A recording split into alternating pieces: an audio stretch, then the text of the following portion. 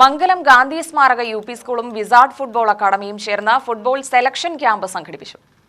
മംഗലം ഗാന്ധി സ്മാരക UP. School wizard football അക്കാദമിയുമായി സഹകരിച്ച് football selection camp നടത്തി. ഗ്രാമപഞ്ചായത്ത് പ്രസിഡന്റ് ലിസി സുരേഷ് ക്യാമ്പ് ഉദ്ഘാടനം ചെയ്തു.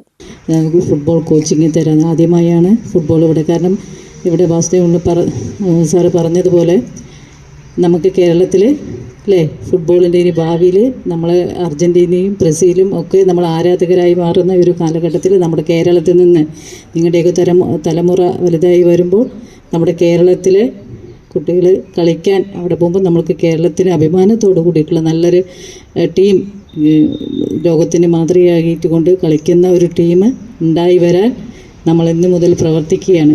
ഗാന്ധി സ്മാരക ഗ്രാമസേവാ കേന്ദ്രം president doctor K Vasudevan Pillai അധ്യക്ഷനായി. പ്രധാനാധ്യാപിക പി.യു. ബിന്ദു സ്വാഗതം പറഞ്ഞ പരിപാടിയിൽ വിസാർഡ് ഫുട്ബോൾ അക്കാദമി സ്ഥാപകൻ നിഷാദ് പരിശീലന പദ്ധതിയുടെ വിശദീകരണം നടത്തി. MPTA president Bushara, staff secretary A. Srinivasan, senior അധ്യാപിക ടി. രാജി എന്നിവർ സംസാരിച്ചു. വിവിധ വിദ്യാലയങ്ങളിൽ നിന്ന് രക്ഷിതാക്കളോടൊപ്പം വന്ന 60ഓളം കുട്ടികൾ സെലക്ഷൻ ക്യാമ്പിൽ പങ്കെടുത്തു.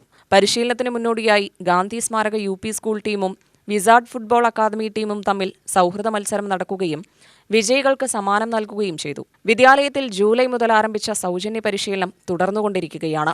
പരിശീലനത്തിന് വിപുലമായ പദ്ധതികളാണ് സ്കൂളിൽ ആവിഷ്കരിച്ചിരിക്കുന്നത്. UTV news, Palakkad.